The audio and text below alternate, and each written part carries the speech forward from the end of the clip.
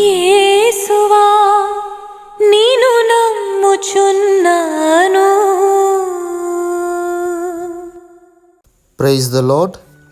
తపస్కాల మొదటి వారంలోని మంగళవారము. ఈరోజు మన ధ్యానాంశము, నా వాక్కు నా సంకల్పమును నెరవేర్చును.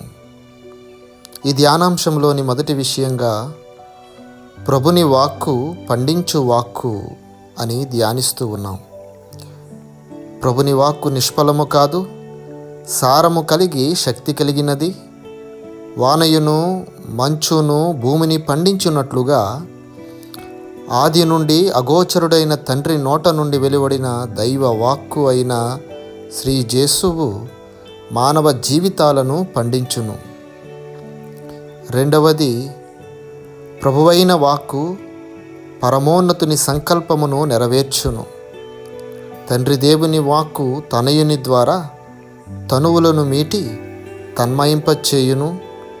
తండ్రి సంకల్పమైన దైవ రాజ్యాన్ని చేర్చును. మూడవది, ప్రభువైన వాక్కు ప్రార్థన ద్వారా తండ్రితో సఖ్యత కుదుర్చును. ప్రార్థించడం, దేవునితో సంభాషించడం, దేవుని స్వరాన్ని వినడం, దైవ చిత్తాన్ని గ్రహించడం, దైవ సంకల్ప నెరవేరికలో భాగమవ్వడం. Praise the lord. God bless you all.